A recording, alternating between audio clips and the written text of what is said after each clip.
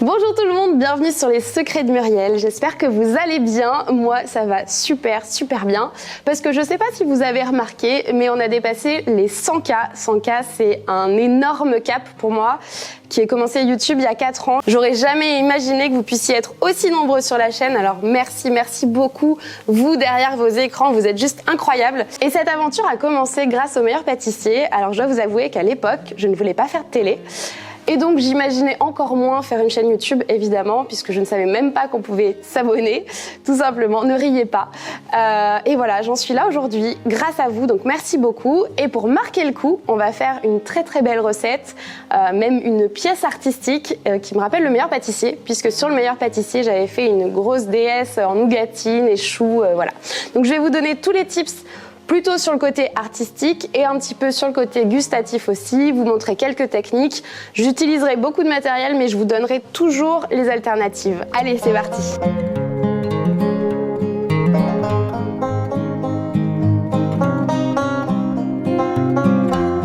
Alors, on va commencer par la recette de pastillage parce qu'il y a un temps de repos et surtout un temps de séchage.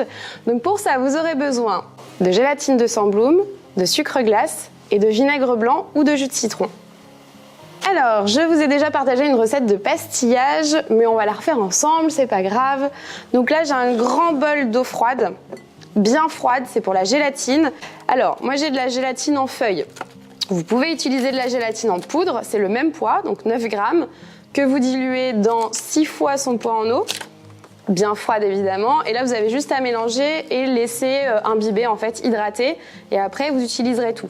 Là moi je vais faire avec des feuilles, donc pareil, vous pesez vos feuilles. Donc là je mets mes feuilles de gélatine une par une pour éviter qu'elles se collent, parce que là il faut bien qu'elles soient hydratées. Donc je commence par ça parce qu'il faut attendre à peu près 5-10 minutes pour qu'elles soient bien hydratées. Donc là je la laisse sur le côté, hop. Ici j'ai mon sucre glace, donc là j'ai fait une grosse quantité parce que je vais faire plusieurs décors en pastillage. Vous n'êtes pas obligé d'en faire autant, hein, vous divisez la recette si vous voulez.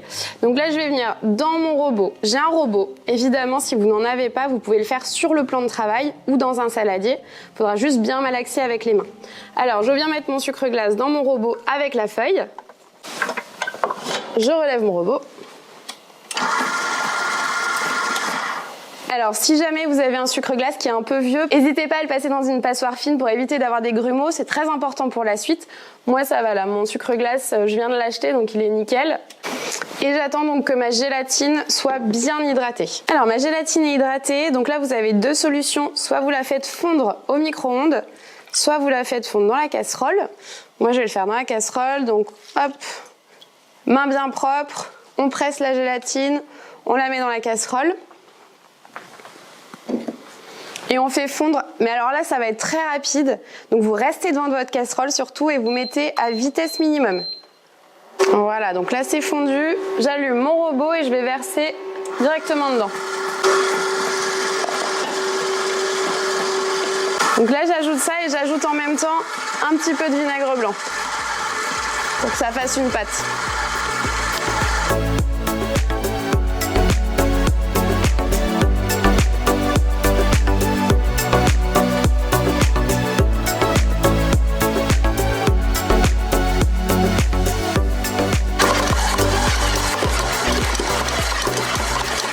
Magnifique! Voilà, donc là on a une belle pâte. Donc c'est vraiment, vous pouvez la prendre à la main, hop, et elle est malléable. En fait c'est un peu comme de la pâte à sucre qu'on utilise pour les wedding cakes. C'est ce qu'on utilise pour faire des pièces artistiques, sauf que nous ce qu'on cherche, c'est après à la faire sécher. Donc on va lui donner des formes et après on va la faire sécher à l'air libre. Ça permet de faire plein de choses, on peut faire des fleurs, des arabesques, des découpes, des formes, tout ce qu'on veut. Donc voilà, alors ce que je vous conseille, une fois qu'elle est faite, c'est de la conserver un petit peu au frigo, mais bien filmer surtout parce qu'il ne faut pas qu'elle prenne de courant d'air. Là vous pouvez la travailler légèrement pour être sûr qu'elle est bien homogène. Voilà, donc ce que vous pouvez faire également, hop, moi je la sépare en deux. Ça me permet de prendre un peu plus de temps pour la travailler quand j'en aurai besoin, sans qu'elle sèche, parce que c'est une pâte qui peut sécher rapidement, hein, puisque c'est ce qu'on lui demande. Donc là, je filme. Hop. Parfait. Bien filmer, attention, parce que sinon elle va croûter, elle va durcir et vous pourrez plus rien en faire. Nickel, et ça, je mets au frais. Alors maintenant, on va passer à la pâte à choux. On va faire quand même une bonne quantité pour avoir plein de choux à faire. Donc pour ça, vous aurez besoin de farine, d'eau, de lait entier, de sel, de sucre semoule, de beurre doux et d'œufs entiers. Alors on va commencer d'abord par préchauffer son four à 170 degrés sur chaleur tournante. Alors, on a déjà fait des pâtes à choux ensemble. Je vais la faire au robot, ce sera plus simple. Donc là, je mets le lait entier dans la casserole. Prenez une casserole pas trop petite pour être à l'aise quand vous allez mélanger. Je mets l'eau. Si vous voulez mettre que de l'eau, vous aurez un chou un peu plus sec. C'est pour les pièces montées qui doivent se garder au frais un peu plus longtemps et ainsi de suite. Je vous recommande de mettre que de l'eau. Ensuite, j'ajoute le beurre doux en morceaux, comme ça il fondra plus vite. Le sel et le sucre, très important parce que ça va donner de la couleur à votre chou. Vous savez, si vous ne mettez pas ou si vous oubliez le sel et le sucre, vous allez avoir des choux tout blancs par exemple. Et là, j'allume la plaque à induction. Je laisse bien fondre le beurre et après il faut que le mélange bout. Vous savez, comme d'habitude, il faut que le beurre soit fondu avant que les liquides ne bouent. Alors moi j'utilise une maryse haute température, c'est les maryses de Buyer qui sont rouges et blanches comme ça. Ça permet d'avoir un plastique qui ne fond pas évidemment, mais vous pouvez aussi le faire soit avec une spatule polycarbonate comme ça, soit avec une spatule en bois. Alors en attendant que ça bout, je vais casser mes œufs. Hop. Comme ça je peux les battre. SOS œufs battus, pardon. C'est les 100K, voilà, ça me monte à la tête. Je suis désolée. Je vous montre mon vrai visage. Casser les œufs à l'avance, en fait, ça me permet de les mélanger. Et pour les incorporer, ce sera plus facile parce que vous savez, dans une pâte à choux, suivant la farine qu'on utilise, combien de temps on la dessèche, on va pas forcément mettre le même nombre d'œufs. Donc voilà. Là, c'est environ 6, mais ça peut être 5, ça peut être 6,5. Vous voyez en fonction, je vous montrerai bien la texture. Et on se lave les mains après avoir cassé les œufs, évidemment. Une petite omelette magnifique. Hop là. Un peu de sel, un peu de poivre. Et on est bien. On voit le bouillon. On attend qu'il y ait un bon gros bouillon.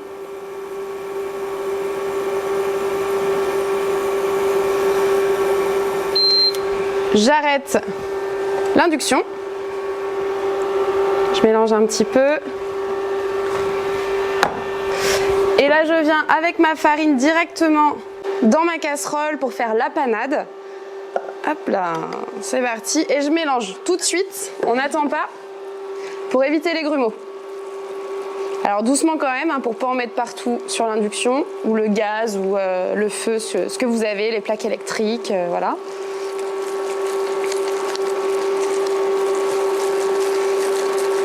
Et là, je mélange bien, vous allez avoir une petite pâte. Donc là, on y va énergiquement. On se souvient qu'il faut aller à la salle de sport, que ça fait 3 ans qu'on se le dit.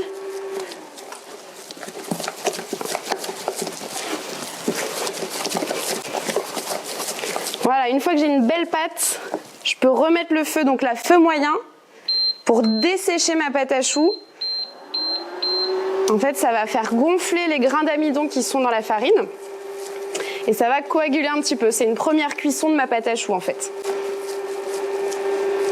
Donc là, je dessèche à peu près 1 à 2 minutes. Pas plus, par contre. Hein. Sinon, vous allez devoir ajouter trop d'œufs. Là, on voit que ça commence à accrocher un peu dans le fond. C'est normal. Hop, nickel. Voilà. Là, on a une belle panade. Donc, on va venir directement dans la cuve du batteur. Et magnifique. Quasiment pas besoin de faire la vaisselle. Donc maintenant, je mets dans le robot avec ma feuille. Et là, je vais faire tourner pendant à peu près 5 minutes. En fait, ça va permettre d'homogénéiser, mais surtout de faire retomber un peu la température parce que vous imaginez bien que c'est très chaud et ça risque de faire coaguler les œufs un peu trop rapidement. Donc là, je laisse 5 minutes tranquille.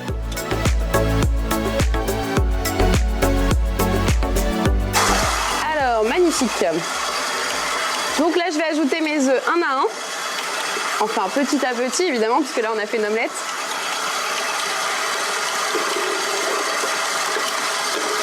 Donc j'attends toujours que ce soit incorporé avant d'ajouter la suite. Alors quand quasiment tous mes œufs sont incorporés, j'arrête mon robot un petit peu. Hop. Et je viens passer un petit coup de maryse. Alors moi, ce qui est génial avec ce robot, c'est que ma maryse, c'est ma feuille. Et ça, c'est absolument magnifique. Hop, parce que parfois, votre outil va pas dans le fond de la cuve, en fait. Et donc, il reste un peu de pâte à choux qui n'est pas mélangé avec de l'œuf. Donc ça, c'est très important. Hop. Voilà. Je mélange bien. Là, on voit qu'elle manque encore un tout petit peu. Elle est un tout petit peu trop tenace. Donc, je vais ajouter le reste des œufs.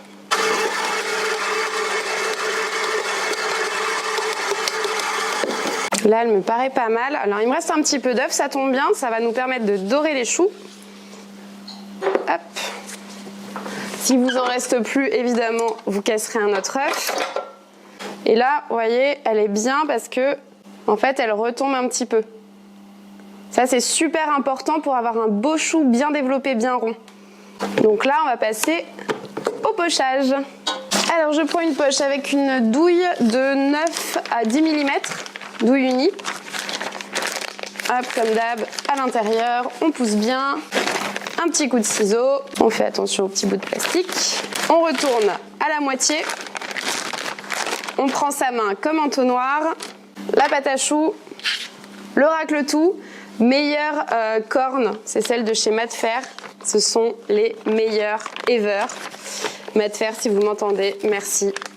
Hop, alors je remplis jamais trop ma poche, faites attention à ça, c'est très important. Là, je pense que j'ai de la pâte à choux pour faire à peu près 2 plaques et demi. Je vous conseille de faire limite 2 fois cette recette-là si vous voulez faire une grosse pièce montée. Ça dépend de la taille, hein, bien évidemment, que vous souhaitez réaliser. Moi, je vais faire quand même une belle pièce montée pour mes 100 K. Hein. Et là, on vient sur notre plaque. Alors, c'est une plaque anti-adhésive. Si vous n'en avez pas, vous mettez une feuille sulfurisée évidemment dessus. La plaque anti-adhésive, c'est la vie. Évidemment, c'est celle de Buyer que j'utilise toujours. Et là, je poche. Donc, vous mettez à moins d'1 centimètre de la plaque, vous pressez et vous faites des choux d'à peu près 2 à 3 cm de diamètre. Alors moi, je préfère faire des petits choux, je trouve ça plus élégant. Évidemment, si vous aimez bien les gros choux, bien gourmands, bien généreux, vous pouvez les faire plus gros. Après, la pièce n'aura pas la même tête. Ça dépend de vous.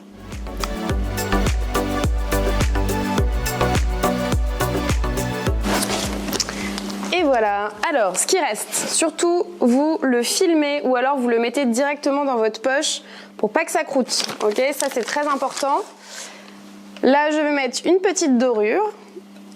Hop, donc c'est juste mon œuf battu qui me restait. Hein. Je prends un pinceau bien souple et je viens avec le plat juste caresser comme ça mon chou. Voilà. Bien à plat, tranquillement, sans faire les bourrins. On a dit de la délicatesse pour cette pièce artistique. Les bourrins, c'est quand on fera la nougatine, vous verrez.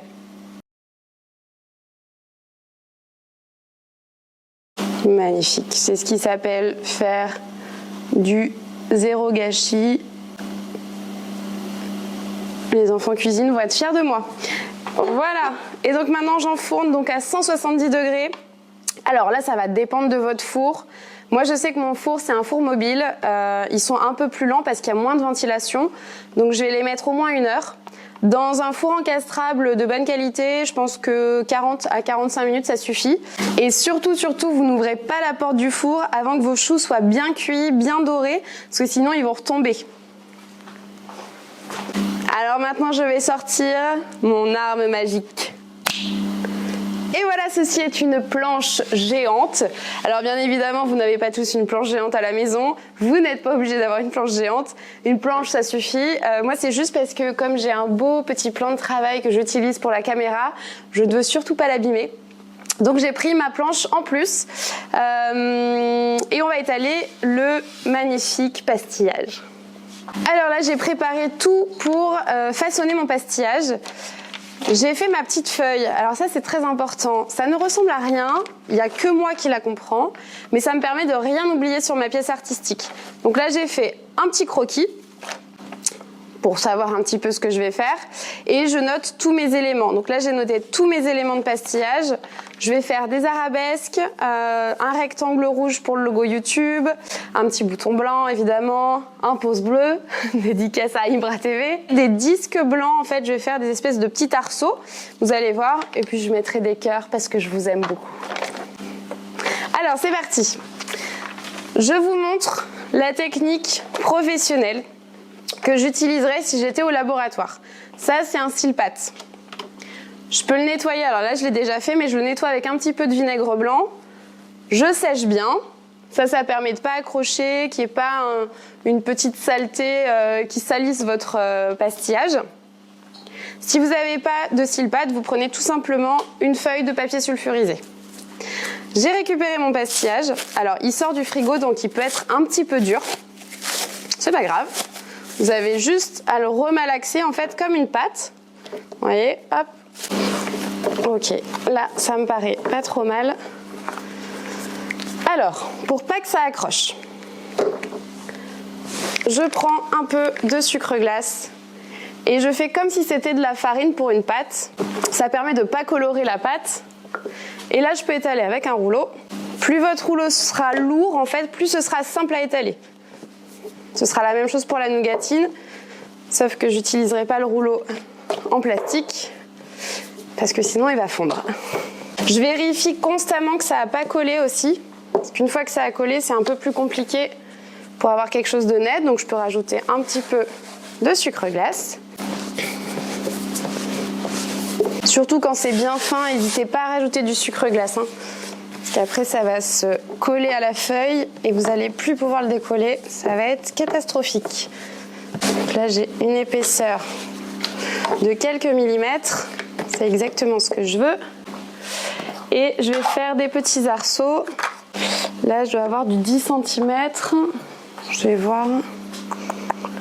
Ouais, c'est pas mal, 10 cm. Donc là je vais faire des arceaux pour donner un peu de volume. Alors là je coupe sur mon cile-pâte, faites attention si vous faites ça à pas couper le cile-pâte, sinon vous retournez sur une feuille de papier sulfu et vous détaillez sur la feuille de papier sulfu. Ça, je reforme une boule avec les chutes tout de suite pour éviter que ça sèche, parce que vous allez voir, ça peut sécher très rapidement. Et je peux même la remettre dans mon film directement. Donc là, hop, je la reboule bien, je la remets là-dedans. Hop, voilà. Alors ensuite, je vais faire donc des petites demi-lunes. Donc là, en gros, ce que je vais faire, c'est que je vais d'abord les couper en deux. Donc là, pour le coup, comme j'utilise un couteau, je vais prendre du papier sulfurisé. Donc là, je viens là.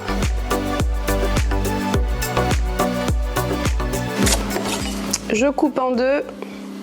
Ça, c'est pour bien avoir un centre, être bien régulier, bien géométrique.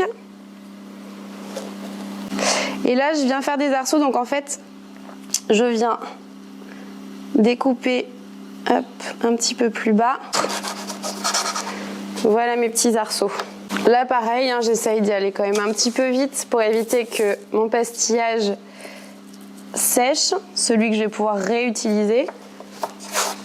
Essayez de bien couper toujours au même endroit pour être bien régulier au niveau de vos arceaux. Il y a un peu de pastillage qui vient se coller parfois sur l'emporte-pièce et ça peut faire un petit peu moins net en fait sur vos découpes. Donc de temps en temps vous enlevez l'excédent. Donc là il faut bien que je la travaille pour qu'elle soit très malléable, mais il ne faut pas qu'elle colle. Vous allez comprendre pourquoi. Hop. On va faire ce qu'on appelle des arabesques. Donc on peut les faire en sucre tiré aussi.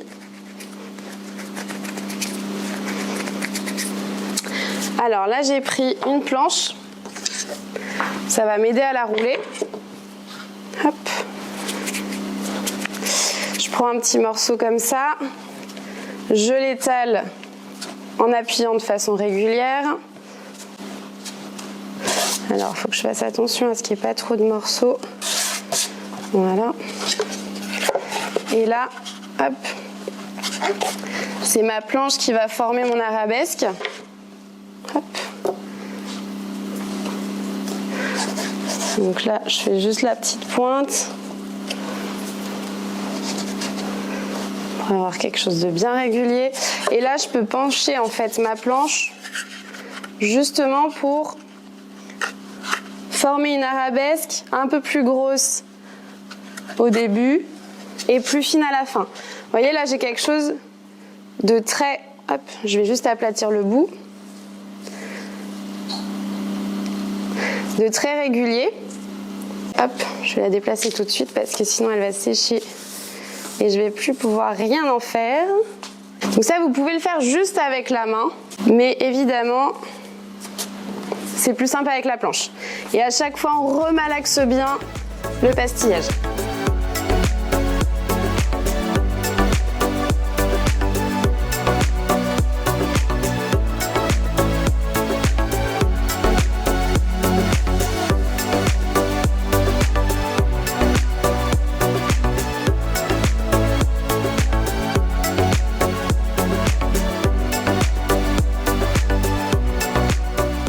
Voilà, super.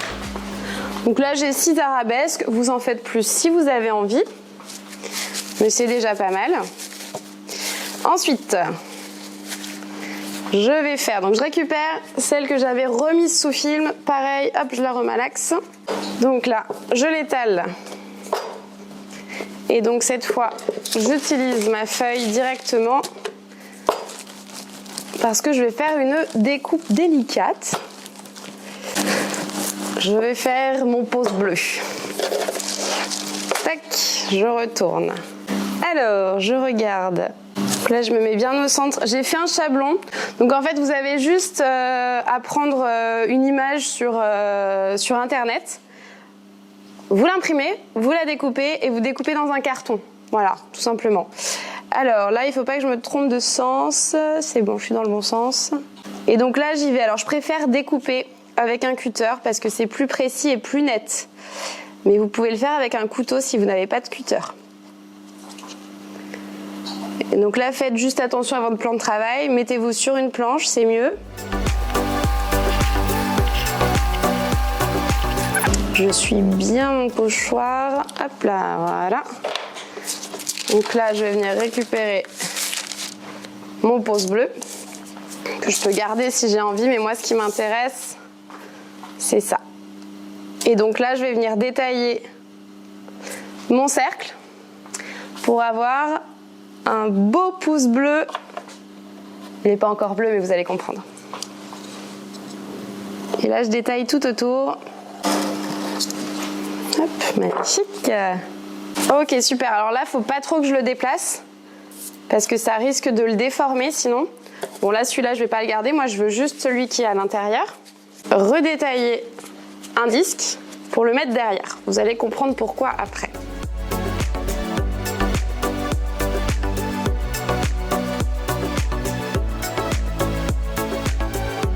Pour la suite, on va se faire le petit logo YouTube, bien évidemment. Alors là, je sais que je vais juste faire mon logo pour l'instant, donc je ne vais pas tout prendre. Le reste, je remets bien dans le film. Alors, on va se faire un beau logo YouTube. Voilà. Et là, je vais faire un rectangle. Alors, bien droit.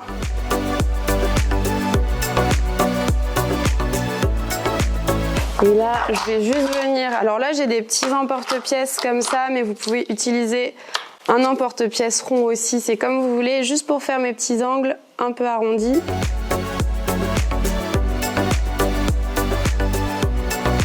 Magnifique. Et là, dans ce qui reste, je vais faire le bouton, évidemment, très important, emblématique même.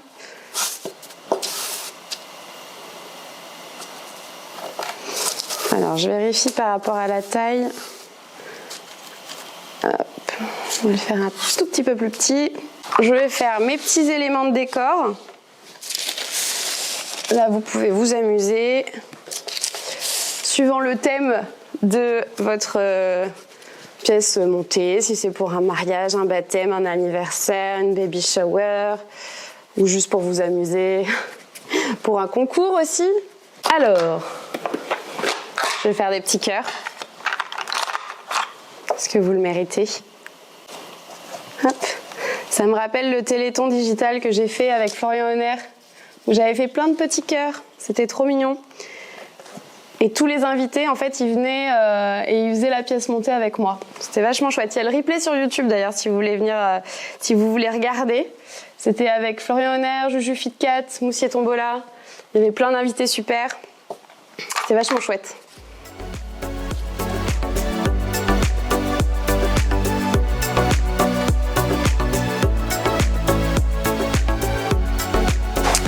Et alors là, on peut faire un autre style. Donc là, j'ai mes petits emporte-pièces en forme de losange. Donc ce qu'on peut faire, il y a plusieurs choses à faire. Déjà, on peut les galber grâce à un moule demi-sphère ou un moule, vous savez, un moule à tuiles, par exemple. Et ce qu'on peut rajouter encore, pour ceux qui ont encore plus de matos, ça en fait, c'est du silicone. C'est pour les pièces en sucre d'habitude. Donc on peut le mettre au milieu comme ça. Hop. On appuie. Ça fait une petite empreinte. Ça s'appelle une empreinte, hein, cette chose que j'ai entre les mains. Et on peut le galber à l'intérieur d'un moule. Voilà, ça peut être très sympa aussi. Ça fait des petites plumes. C'est mignon. Ça peut apporter un peu de légèreté. Hop, allez, je suis lancée. Je vais faire plusieurs plumes. Et entre-temps, nos petits choux sont cuits, voilà. Donc là, je vais les laisser refroidir et on les utilisera après. Après, ça fera une nougatine qui sera un peu plus cassante, donc c'est comme vous voulez. Hop!